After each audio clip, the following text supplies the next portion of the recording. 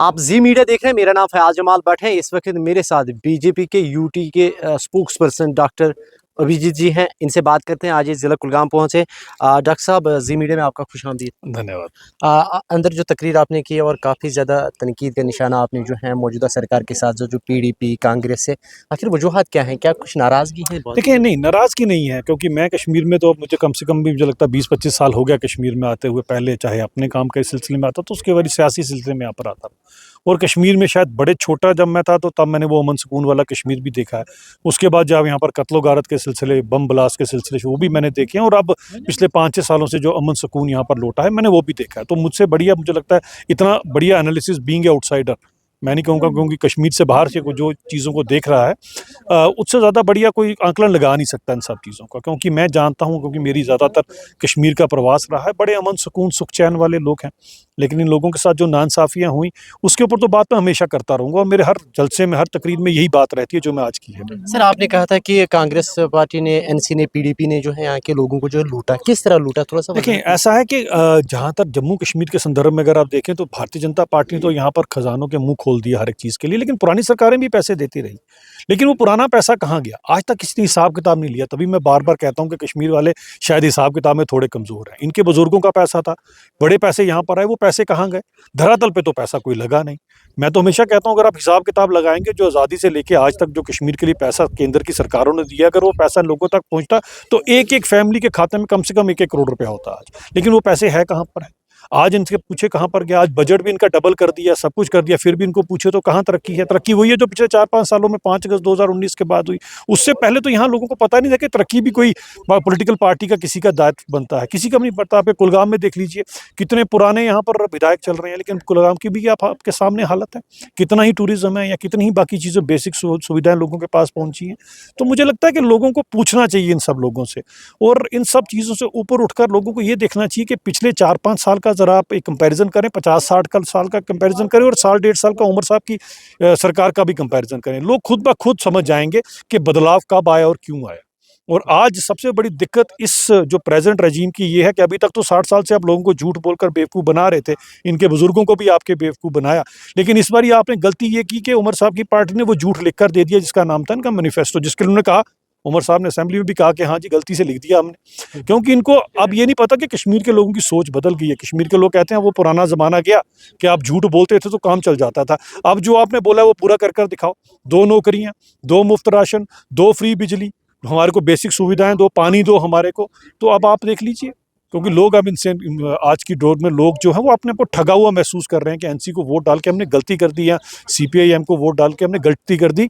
वही अच्छा था जो 4-5 साल से हमारे को केंद्र की सरकार से जो मदद मिल रही थी, आज भी वही मिल रहा है हमारे को। सर, यहाँ पे अगर बात की जाए, जो अपोजिशन है, हिज़्ब इख्तिलाफ जिसे हम कहते हैं, वो जमहूरियत की रूह होती है, क्योंकि आपकी पार्टी जम्मू कश्मीर में सबसे बड़ी अपोजिशन पार्टी है।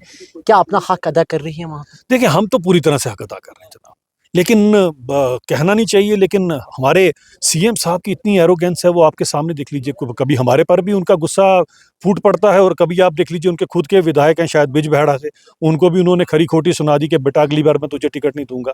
तो जब आप खुद को सिपे सलार समझेंगे, जब कहेंगे मेरा खानदानी राज है भाई, तो फिर ऐसा ही होगा। मुझे लगता है कम से कम अब उमर साहब को थोड़ा सोचना चाहिए कि मोदी जी के मोदी जी से दिया हुआ आप फंड तो लेते हैं, मोदी जी के जरा मॉडल को फॉलो करें। सबका साथ सबका विकास, केवल अपने परिवार का विकास नहीं है, सबको लेकर चलें। कुलगाम भी आपका अपना है, आपका शोपियन भी आपका आपका अपना है, गुरेज भी आपका अपना है, टांगधर भी आपका अपना है। अनंतनाग के ऐसे इलाके हैं जिन्होंने 60-70 साल में पहली बार बिजली देखी, ये भी आपके अपने इलाके हैं। जम्मू को तो खैर अपना कभी समझोगे नहीं आप, वो तो मुझे पता है, पूरा यकीन है मेरे को उमर साहब के। यहाँ पे अगर बात की जाए, जो यहाँ के शाल भेजने वाले हैं, बहुत सारे जो हैं बाहर जाते हैं, बाकी जो रियासतें हैं वहाँ पे काम करने के लिए जाते हैं, लेकिन वहाँ पे उनको जो है काफ़ी ज़्यादा तंग किया जाता है, पीटा जाता है। लेकिन बीजेपी की किसी लीडर का कोई बयान उनके हक में नहीं आता है। वैसे तो आप स्टेट स्पोक्स पर्सन, क्या कुछ कहना नहीं, चाहिए? ऐसा नहीं है कि बीजेपी के लीडर का मेरे बयान आप निकाल के देख लीजिएगा, लेकिन मैं उसका कसूरवार भी उमर साहब और इनके महबूबा जी उन पॉलिटिकल पार्टीज को समझता हूं। कैसे? मैं ऐसे समझता हूँ, आप देखें, आप क्या बताते हैं, आप बताते हैं जम्मू कश्मीर एक अलग प्लेनेट है और हिंदुस्तान अलग है। जब आप इस तरह की सोच, जो यहाँ पर आया वो हिंदुस्तान से आया, जो यहाँ का है वो अलग है, जब आप इस तरह का डिवाइड लोगों में करेंगे, जब आप लोगों को इंक्लूड नहीं करेंगे अपने साथ, तो दिक्कत तो सब आम बेचारे गरीब को आएगी ना, जो शॉल बेचने जाता है। तभी मैंने पिछले सुझाव दिया था, क्योंकि खुद तो आप जेड कैटेगराइज, तो आप जहाँ जाते हो आपको तो पूरी फैसिलिटी है। एक बार जरा उमर साहब किसी शॉल वाले के साथ एक साउथ इंडिया का चक्कर मार रहे हैं, महबूबा जी किसी शॉल वाले के साथ हिमाचल का चक्कर मार, फिर आपको समझ आएगा कि अगली बारी बांटने की राजनीति नहीं करनी है, जोड़ने की राजनीति करनी है, कि कश्मीर के लोग भी पूरे के पूरे हिंदुस्तान, जहाँ से हिंदुस्तान से जो आता है वो भी हिंदुस्तानी है, यहाँ का जो बाहर जाता है वो भी हिंदुस्तानी है। जम्मू कश्मीर कोई अलग प्लेनेट नहीं है जो इन्होंने बना कर रखा। की पार्टी के हवाले से अगर बात करें, बीजेपी जो है हर रोज़ कोई ना कोई प्रोग्राम मुख्तलिफ अजला में करती है।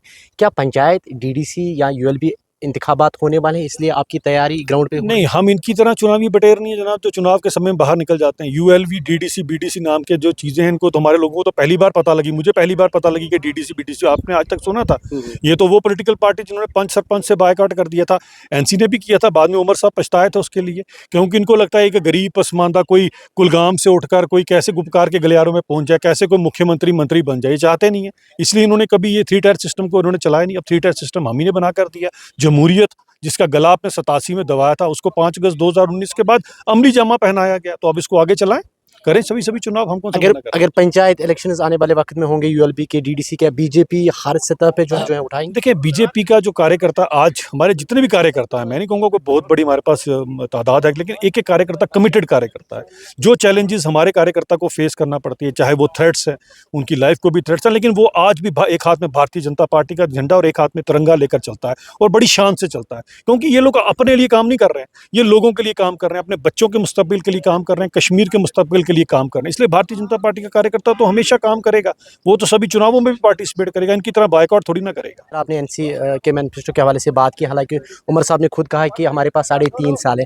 क्या आपको लग रहा है कि आने वाले 3 साल या 3.5 सालों में जो है वो अपना मैनिफेस्टो या वो जो वादे उन्होंने लोगों से किए वो पूरा करने में उतरेंगे? जनाब, 60 साल तो उन्होंने कुछ किया नहीं, तो अब ये क्या कर लेंगे? उमर साहब को हमने 60-70 साल से इनकी पॉलिटिकल पार्टी को देखा। एक ही काम कर सकते हैं, जो झूठ बोलते थे लिख कर दे दिया, पछता रहे हैं क्यों लिख कर दे दिया। और कश्मीर के लोगों की भी समझ नहीं आती कि वो बेचारे क्यों इनके झूठ पे बार बार आते हैं। इन्होंने झूठ ही बोलना है। जो 60-70 साल कुछ नहीं कर सका, तो वो अब क्या करेगा जी? वो कुछ नहीं करेंगे, वो यही करेंगे, आपसे झूठ बोलेंगे। और हाँ, एक काम इन्होंने किया है कि अपने परिवार के जो लोग रिटायर हो रहे हैं उनको नौकरियां दे रहे हैं। बाकी 1 लाख नौकरियों का अता पता नहीं है, किसको कहाँ मिलेगी, कब मिलेगी। 42,000 नौकरी मिली थी 4 साल में, हकदार को हक मिला था। एक भी बैकडोर अपॉइंटमेंट बताओ, जैसे इनकी लाखों की बैकडोर अपॉइंटमेंट है। डेली वेजेस इनको रोज रो रहे हैं बेचारे, 25-25 साल उनको बेचारों का खून चूसा है इन्होंने 500-500 रुपए के अंदर। तो जब इनसे पूछो तो इनके पास कोई जवाब नहीं है। और सबसे बड़ी बात है, जो ये खुद बोलते हैं उमर साहब, कि अगर भारतीय जनता पार्टी चाहती, मोदी सरकार चाहती, हमें घुटनों पर ला सकती थी। हम आपकी सोच वाले नहीं है जनाब कि किसी को घुटने पर लाना है। हम तो कहते हैं कि ये देश के हर एक रिसोर्स पे हर एक इंसान का पूरा हक है। इसीलिए उमर साहब को 2013-14 में कितना बजट मिला था, अब कितना मिला है? 2 गुना उससे। और पुलिस का बजट अलग है। अब आपको काम करना नहीं आता, तो हिंदी में बोलते हैं नाच ना जाने आंगन टेढ़ा, अंग्रेजी उमर साहब को ज़्यादा समझ आती है। तो bad workman calls with his tools, and this time tool is the assembly which he is really heading. Sir, thank you for giving your time, और आपका बहुत बहुत शुक्रिया जी मीडिया के साथ बात करने के लिए। आपने डॉक्टर ठाकुर अभिजीत की बात सुनी, और जिन्होंने ये कहा है कि बीजेपी जो है दिन ब दिन मजबूत होती जा रही है, और साथ ही उन्होंने कहा कि एनसी, पीडीपी और कांग्रेस ने हमेशा यहाँ के लोगों के साथ धोखा किया है और यहाँ के लोगों को उन्होंने लूटा है। उन्होंने कहा कि अब वक्त आ चुका है कि यहाँ के लोग जो हैं वो समझ चुके हैं, और आने वाले वक्त में आप ज़रूर इसका जवाब देखेंगे। जी मीडिया के लिए कुलगाम से मैं फयाज जमाल भट्ट।